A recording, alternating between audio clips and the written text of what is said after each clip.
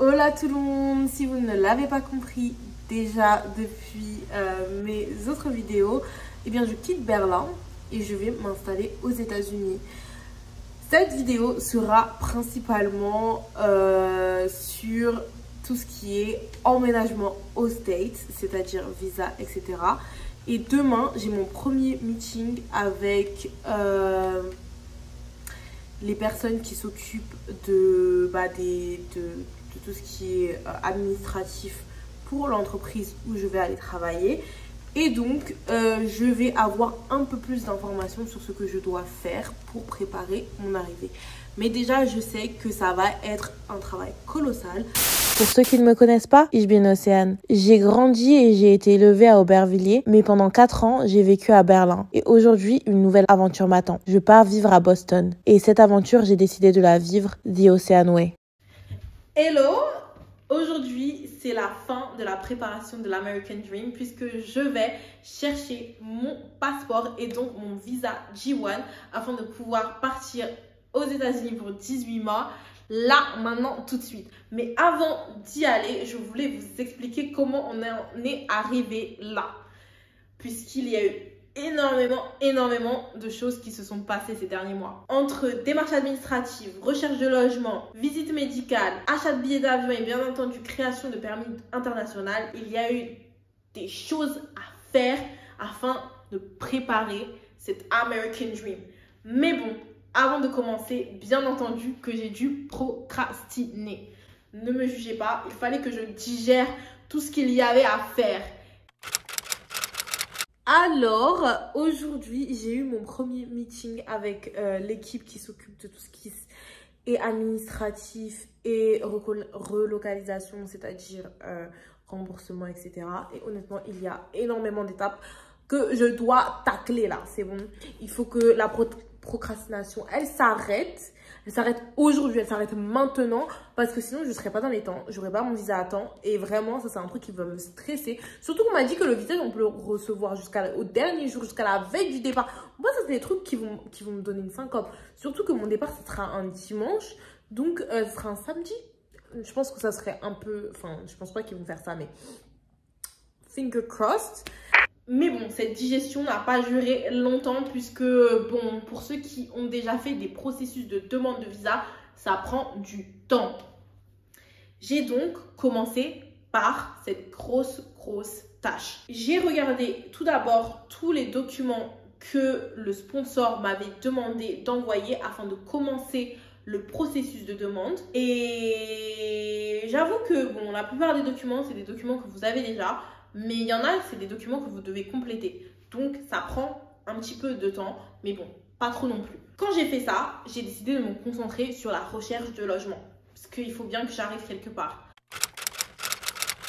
On est dimanche et honnêtement, je suis en panique totale parce que, en fait, je me rends compte de à quel point je vais devoir dépenser pour ce déménagement. Parce que, en vrai, il y a beaucoup de frais qui sont pris en charge par l'entreprise et par le programme lui-même. Mais avant ça, il va falloir avancer les fonds, le billet, mon Airbnb avant d'arriver, etc. Enfin, avant de trouver un logement, etc. Et tout ça, c'est énormément d'argent. Et je suis hyper contente que pour une fois dans ma vie, j'ai décidé d'être sage avec l'argent et de vraiment faire des économies. Mais ça commence vraiment à me stresser.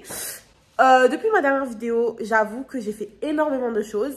Notamment commencer les procédures de visa. J'ai commencé à tout remplir et tout. Et là, j'ai commencé à envoyer des papiers. Donc, tout ça, ça commence à devenir sérieux. Et j'ai déjà trouvé le Airbnb que j'aimerais avoir ou en tout cas où j'aimerais vivre. Au départ, ma solution, c'était de partir en Airbnb. Mais le Airbnb, c'est cool, mais c'est pas un choix permanent. Donc, même si j'avais un Airbnb pendant un mois, il fallait que je trouve une solution permanente pour janvier. Et j'avoue que ça, c'était une source de stress pour moi. Mais bon, au moins, je me disais que j'allais arriver quelque part en décembre. Mais bon, la vie avait d'autres plans pour moi, puisque 2 jours après que j'ai réservé mon Airbnb, 2 filles à qui j'avais parlé dans les groupes VIE sur WhatsApp m'ont envoyé un message afin de me demander est-ce que je voulais faire partie de leur coloc. Et bien entendu que j'ai dit oui. J'étais déjà stressée parce que j'avais pas de logement permanent. Là, ça me permettait de chercher un logement permanent avec des gens que j'allais connaître déjà en amont. Et des gens qui aussi auront les mêmes réalités que moi. Des réalités de vivre loin de chez eux, la réalité de devoir se faire des amis, d'être en VIE, etc., etc. Et bien entendu, elles sont françaises, donc encore un point positif. Donc j'ai dit oui. Mais bon, ça voulait dire repartir dans des recherches de logement. Surtout qu'elles arrivaient en octobre. Donc, comment dire, l'horloge, elle faisait tic-tac, tic-tac. Bon, moi j'arrivais en décembre, mais ça ne les dérangeait pas.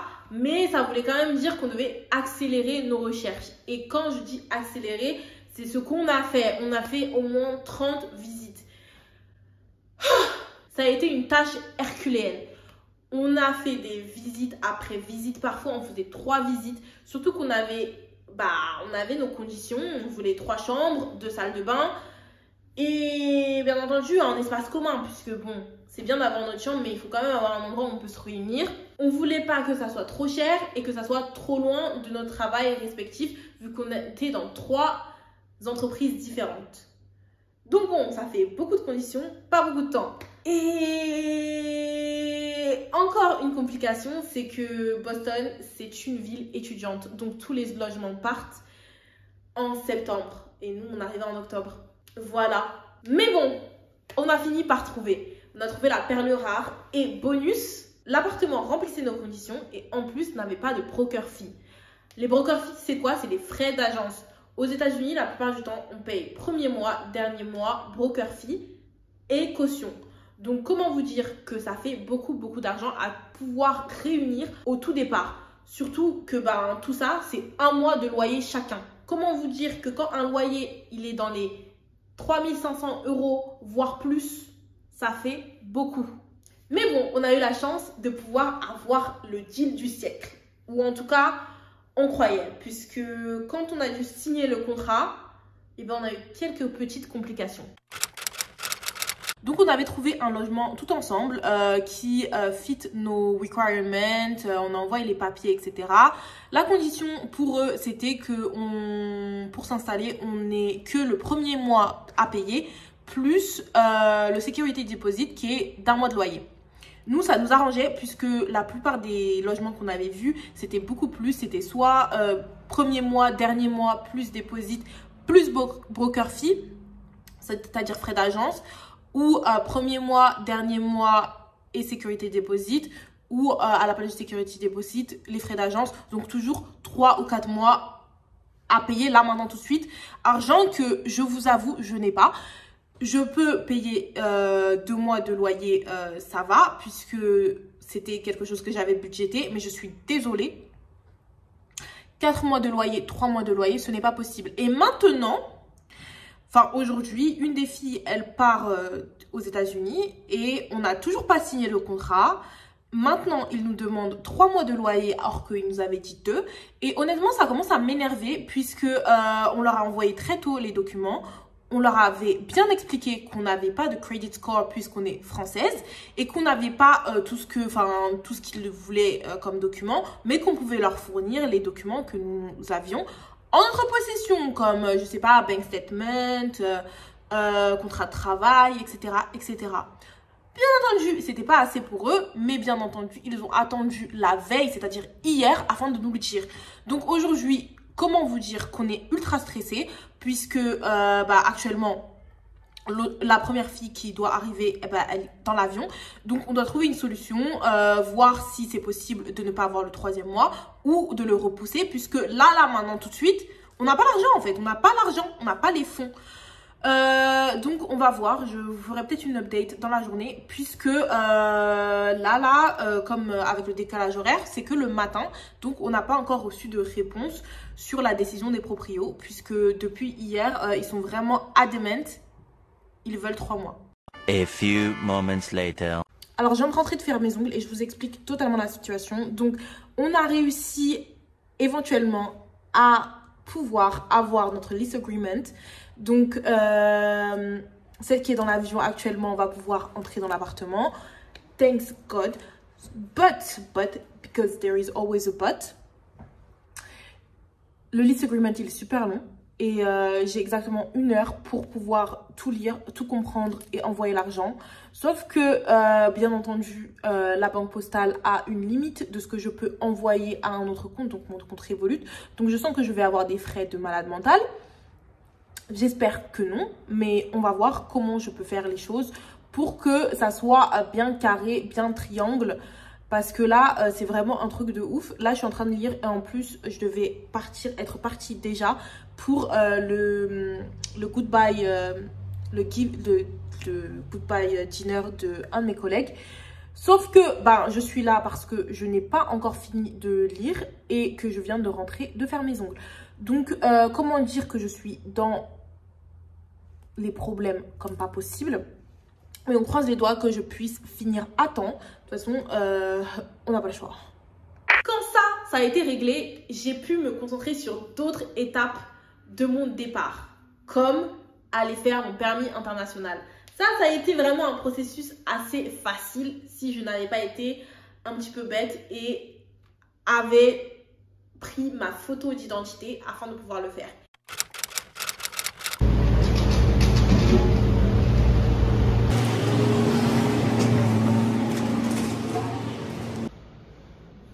Alors, Océane, super bête, et aller au rendez-vous, mais a oublié de prendre des photos. Donc maintenant, je vais prendre chez moi, je cherche les photos, et après que je reparte au bureau de l'administration allemande, la dame elle m'a dit c'est bon, quand tu reviens tu vas à l'info, et après tu dis que, en gros je t'ai dit de revenir. Mais voilà, ça me saoule un petit peu, mais c'est pas grave, c'est à 15 minutes de chez moi, heureusement. Bon, je l'ai eu, donc c'est bon. Ça m'a coûté 15 €, mais au moins c'est fait. Mais bon, petit souci réglé. Maintenant, on se reconcentre sur le visa. C'est vraiment ce qui est make or break mon départ. Puisque comme je vous disais, les 2 filles avec qui je devais partir étaient censées partir en octobre, right? Mais bon, elles n'ont pas eu leur visa à temps. L'une est partie en octobre, mais le 4, et l'autre a dû partir en novembre. Donc moi, je voulais pas que ça m'arrive parce que j'ai plus d'appartement, j'ai pas de travail, je peux pas vivre. Donc, ce que je me suis dit, c'est qu'il faut vraiment que le visa, ça soit carré, triangle, tout.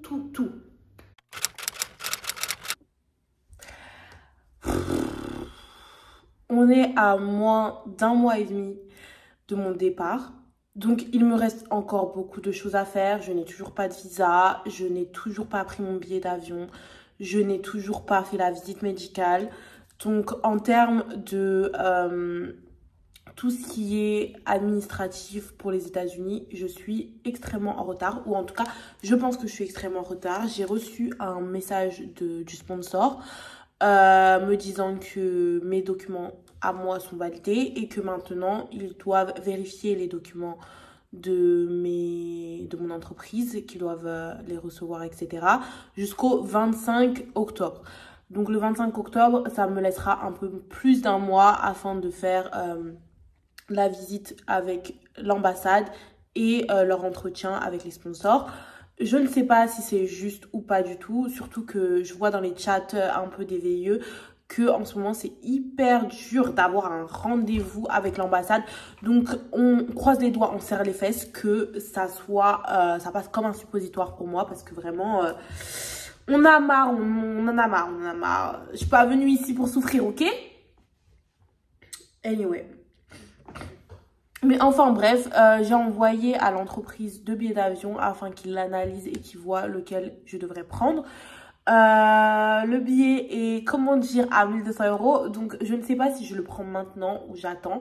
Parce que, je n'ai pas 1 200 €. Ou en tout cas, si je prends ce billet, eh bien je n'aurai pas d'argent du tout. Je voulais attendre la fin du mois avant de le prendre. Je pense que c'est ce que je vais faire parce que vraiment, j'ai pas le time en fait. J'ai pas d'argent et aussi j'aimerais bien avoir un peu plus de clarification sur tout ce qui se passe en termes de visa au cas où ça passe pas ou au cas où j'ai du retard. Mais bon, je n'étais pas la priorité vu que moi je partais en décembre et les sponsors ils devaient se concentrer sur ceux qui partaient en octobre ou en novembre. Donc bon, il fallait que j'attende. Et quand ça a été mon tour, ça s'est passé hyper vite. Puisque fin octobre, c'était la deadline pour mon entreprise d'envoyer tous leurs documents. Quand le sponsor a reçu tous les documents et les a vérifiés, j'ai pu avoir ma pré-interview afin de me préparer au rendez-vous avec l'ambassade. Je l'ai eu, ça s'est bien passé. Elle a validé mon départ, ou en tout cas cette interview, afin que je puisse aller faire ma réservation pour l'ambassade et donc pouvoir faire ma demande de visa J1. Mais bien entendu, moi, stressée de la vie, j'ai encore continué à lire les conversations dans les groupes de VIE. Et qu'est-ce qui se passait dessus? On a des problèmes pour faire les paiements. On a des problèmes pour pouvoir réserver. Ça nous prend 3 semaines pour pouvoir avoir un rendez-vous. Comment vous dire que moi, j'étais déjà en train de psychoter? Mais bien entendu, rien de ça ne s'est passé. Puisque il y a 2 week-ends, c'est-à-dire le premier week-end de novembre, quand on m'a validé tous mes documents, j'ai commencé à chercher qu'est-ce que je devais faire, qu'est-ce que je devais payer. Et j'ai regardé aussi les documents que la sponsor m'avait envoyés. Et j'ai fait tout. Et en vrai, en une demi-journée, ou en tout cas une journée, j'ai pu non seulement payer mon MRV, mon sévice et pouvoir faire mon rendez-vous, ou en tout cas prendre mon rendez-vous pour mercredi. Mais mercredi, comment ça s'est passé hyper vite. C'est-à-dire que 3 jours après, j'avais le rendez-vous. Vous vous rendez compte? J'avoue que peut-être que c'est parce que moi j'habite à Berlin, donc j'avais pas tous ces problèmes, puisque à Berlin il y a beaucoup moins de temps d'attente, mais en tout cas ça m'a enlevé une épine du pied, un stress. Je ressemble absolument à rien, je suis extrêmement fatiguée, je pense que vraiment le stress du départ est en train de vraiment me set dans mon corps, dans le sens où cette semaine il y a énormément de choses qui se sont passées. Pendant un certain temps il n'y avait rien. Et puis là, ça s'enchaîne. Et donc, juste pour vous faire un récap de cette semaine, j'ai signé mon DS 7002. Pour ceux qui ne le savent pas, le DS 7002, c'est le document que votre entreprise doit remplir pour dire ce que vous allez faire aux États-Unis comme mission lorsque vous allez avoir un visa J1 trainee. Et je pense que c'est la même aussi pour interne, sauf que pour trainee, vous restez 18 mois et pour interne, vous pouvez rester que 12 mois. Donc, c'est ce que mon entreprise a fait. Je l'ai signé mercredi. Jeudi, j'ai eu la confirmation par les sponsors qu'ils avaient bien reçu tous les documents et que j'allais avoir la pre-interview que j'ai eu jeudi aussi. Et jeudi, on a fait la pre-interview. Ça s'est bien passé puisque elle a validé mes documents et le passage à la prochaine étape qui est aller à l'ambassade. Donc toute la journée là aujourd'hui j'ai passé à regarder tout ce que je devais ramener à l'ambassade, comment réserver le rendez-vous, etc. Mais je vous jure que c'était vraiment tedious le truc, parce que il faut en fait que vous remplissiez un DS 160. C'est énormément de pages, d'informations, etc. Et j'avais hyper peur de faire une erreur et tout, parce que c'est des trucs officiels. Et si vous faites une erreur, va falloir repayer et il va falloir tout faire. Et flemme en fait. Et donc j'ai fait ça, j'ai payé 175 € pour mon rendez-vous à l'ambassade. J'ai dû payer 220 $ pour le service number. Et je vous jure que ça fait mal de payer tout ça, je vous jure. C'est un autre pratiquement 400 € qui sont sortis de ma poche là. Heureusement que j'ai de l'argent de côté en ce moment, donc ça va, mais c'est quand même énorme. Là, j'ai pu réserver mon rendez-vous à l'ambassade pour mercredi prochain. Donc, je vous jure que j'ai eu un rendez-vous hyper rapide. Je suis hyper contente. Ça m'enlève un stress. Mais avant ça, il va falloir que j'imprime tous les documents, que je signe ce que je dois signer, que je vérifie que j'ai pas oublié les documents avant d'aller là-bas parce que vraiment, en fait, c'est grave loin de chez moi. Je viens de me rendre compte, c'est genre à 40 minutes. Donc voilà.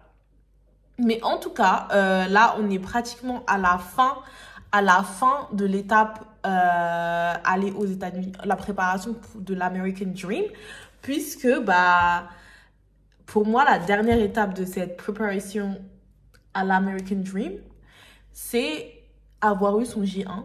Et pour l'instant, là, ça devrait être incessamment sous peu. Donc, cette vidéo, elle est pratiquement terminée. Mais bon, il reste quand même quelques petites étapes. Donc, mais je vous jure que... là, je vous jure que je le sens, que je vais partir... Almost there. We're almost there. Mais bon, je me suis dit que c'est une chose d'avoir eu le rendez-vous, d'avoir tout payé, mais maintenant il faut passer l'interview. Et ça, j'avoue que j'étais stressée. Non pas parce que j'ai quelque chose à me reprocher, mais parce que j'ai jamais fait ça en fait. J'ai jamais eu ce genre de rendez-vous. Parce que ben, le passeport français, en vrai, il y a plein d'endroits où vous pouvez aller sans avoir à avoir un rendez-vous au préalable. Et je me souviens pas si en Corée du Sud, j'avais eu à faire une interview avant d'avoir mon visa. Donc, ce que je me suis dit, c'est que bon, tu sais quoi, tu y vas et tu verras. J'y vais, ils m'ont posé quelques questions. Qu'est-ce que tu vas faire aux États-Unis? Pour combien de temps? Donc, j'ai dit, bah, je suis en training program. C'est un VIE, c'est un programme français, etc. Je vais rester que 18 mois. Après, je vais rentrer, etc., etc. Quand ça s'est fini, on m'a dit, eh bien, tu sais quoi, tu auras ton visa. On m'a pris mon passeport et puis voilà, et je suis rentrée chez moi. Ou non, pas vraiment. Je ne suis pas rentrée chez moi puisque je suis allée faire ma visite médicale. Puisque c'était une autre étape à faire. Avant de partir en VIE, il vous fait une visite médicale afin de voir si vous êtes apte à partir.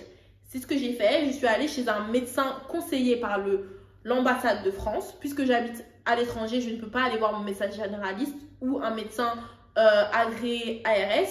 Mais j'ai fait the best next thing, which is partir chez un médecin agréé par l'ambassade ou en tout cas conseillé par l'ambassade de France. J'y suis allée, le monsieur, il savait exactement, ou en tout cas le docteur, le docteur savait très très bien ce qu'était un VIE, ce qu'on devait faire, etc. Et il m'a rempli ma feuille et puis je suis partie cette fois faire quelque chose que j'ai évité pendant de nombreux mois ou en tout cas de nombreuses semaines, c'est prendre mon billet d'avion. Parce que j'avoue que bon, c'est une grosse dépense initiale. L'entreprise me remboursera puisque dans le contrat VIE, on vous paye le billet aller-retour. Mais pour moi, il fallait que j'avance les fonds.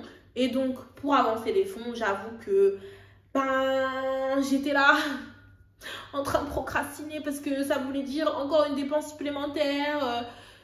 Mais bon, je l'ai fait ce jour-là puisque de toute façon, le visa, il était en train de rouler. J'avais fait pratiquement toutes les autres étapes. Donc, il me restait que à prendre le billet d'avion. J'ai pris un billet et j'ai pris 2 valises supplémentaires. Ça veut dire que j'ai 3 valises en tout. J'espère que ça sera suffisant. Honnêtement, de toute façon, je n'ai pas le choix.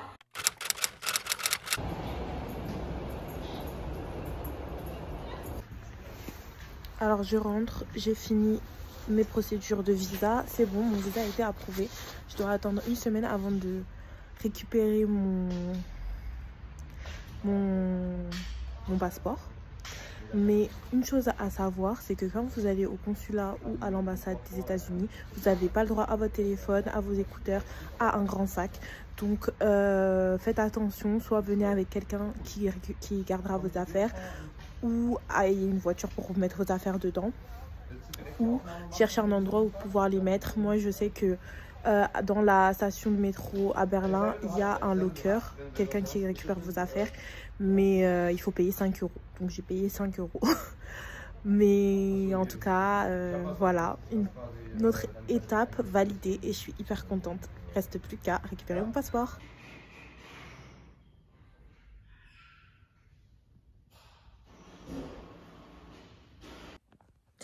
Alors aujourd'hui, ça a été la journée, vraiment la journée des journées pour la préparation de l'American Dream parce que je suis partie à l'ambassade, j'ai pu faire mon certificat médical d'aptitude et maintenant, je viens d'acheter mon billet d'avion. Donc pour vous dire que là, maintenant, on est sur la dernière ligne droite qui est d'attendre que mon visa sorte avec mon passeport, bien entendu, parce que le visa est dans le passeport. Et donc, j'aurai fini cette préparation. Et on est début novembre, donc je suis grave contente parce que je suis dans les temps. Je suis même, on va dire, en avance sur ce que j'avais prévu. Donc, je suis vraiment contente. On croise les doigts, on serre les fesses que les choses continuent sur cette lancée. Mais en tout cas, là, on est au bout du tunnel. Donc, soyez fiers de moi parce que moi, je le suis. Voilà. Et maintenant, c'est la fin. C'est la récupération de mon passeport. Donc, vous venez ?